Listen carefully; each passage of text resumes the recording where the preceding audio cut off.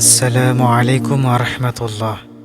প্রিয় ভাই ও বোনেরা, আজ আমরা আলোচনা করব কোরআনের একটি ছোট্ট সূরা নিয়ে।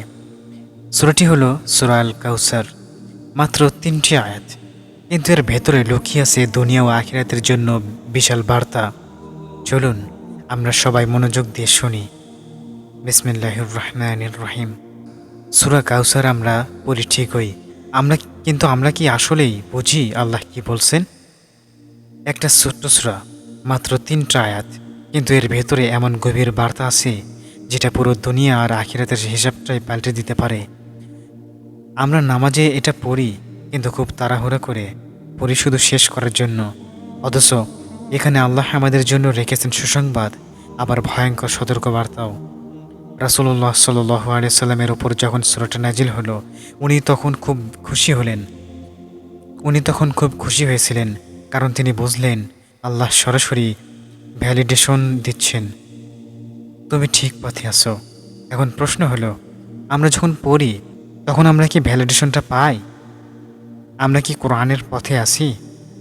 যদি হ্যাঁ হয়, তাহলে এই সূরা আমাদের জন্য সুসংবাদ। যদি না হয়, তাহলে এই ৩টা আয়াতই আমাদের জন্য ভয়ঙ্কর সতর্কবার্তা। প্রথম আয়াতে আল্লাহ মুমিন বান্দাদের জন্য সুসংবাদ দিচ্ছেন, মানে যারা সত্যি আল্লাহর পথে, তাদের হারানো কিছু নয়। তাদের অন্তরের শান্তি, ভেতরের সুখ, আধ্যাত্মিক সফলতা নিশ্চিত। এটা আল্লাহর পক্ষ থেকে একদম ভ্যালিডেশন, অথবা তুমি ঠিক পথে আছো। দ্বিতীয় আয়াতে আল্লাহ আমাদের সতর্ক করেছেন, আমরা যেন সূরা মাউনের ওই দুর্বল সালাত আদায়কারীদের মতো না হই। আমাদের নামাজ, আমাদের কোরবানি, আমাদের দোয়া, আমাদের চ্যারিটি সব কিছুই হোক একদম ফোকাসড, ইখলাসের সাথে, কেবল আল্লাহর জন্যই। তৃতীয় আয়াতে আল্লাহ খুব স্পষ্ট করে দিলেন, যারা ইসলামকে ঘৃণা করে, যারা আল্লাহকে মানে না, তাদের কোনো ভবিষ্যৎ নেই। তারা হবে শিকড় ছাড়া গাছের মতো, এই দুনিয়াতেও ব্যর্থ, আখিরাতেও ব্যর্থ। দিনের শেষে তাদের কাছে টাকা থাকবে, সম্মান থাকবে, নাম থাকবে, কিন্তু ভেতরে শান্তি থাকবে না। সব সময় এক শূন্যতা নিয়ে ঘুরবে।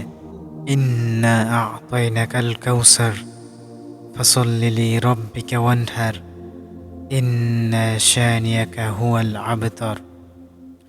এখানে ফাসল্লিলি রব্বিকা মানে নামাজ শুধু আল্লাহর জন্য, শুধু সালাত না, আমাদের সব ইবাদত, দোয়া, দান, কোরবানি সব কিছুই হোক আল্লাহর জন্য। কিন্তু আমরা নামাজ পড়ি তাড়াহুড়া করে, অথচ এটাই সেই সূরা যেটা পড়তে গিয়ে আমাদের থেমে ভাবা উচিত, আল্লাহ আসলে আমাদের কি বলেছেন। ইবনে তাইমিয়া রহমতুল্লাহি আলাইহি বলেছিলেন, সবচেয়ে বড় শাস্তি হলো আল্লাহর শত্রুরা কখনো সালাতের মজা পায় না, তাদের অন্তর সবসময় খালি। কিন্তু যার অন্তরে আল্লাহ আছে, সে গরিব হোক, কুড়ে ঘরে থাকুক, জেলে থাকুক, দিন শেষে সিজদায় শান্তি খুঁজে পাবে। তাই আসল সফলতা হলো আল্লাহর ভালোবাসা। যদি সেটা অন্তরে থাকে, তাহলে সব কিছু ঠিক আছে। আর যদি সেটা না থাকে, তবে দুনিয়ার সব অর্জন নিয়েও আমরা ব্যর্থ। প্রিয় ভাই ও বোনেরা, সূরা কাউসার আমাদের শেখায়, সত্যিকারের সফলতা মানে হলো আল্লাহর ভালোবাসা অর্জন করা। আল্লাহ যেন আমাদের সবাইকে এই সূরার মর্ম বোঝার, নামাজের স্পিরিট ধরে রাখার এবং কিয়ামতের দিন রাসূলুল্লাহ সাল্লাল্লাহু আলাইহি সাল্লামের হাত থেকে আল কাউসারের পানি পান করার তৌফিক দেন। আল্লাহুম্মা আমিন।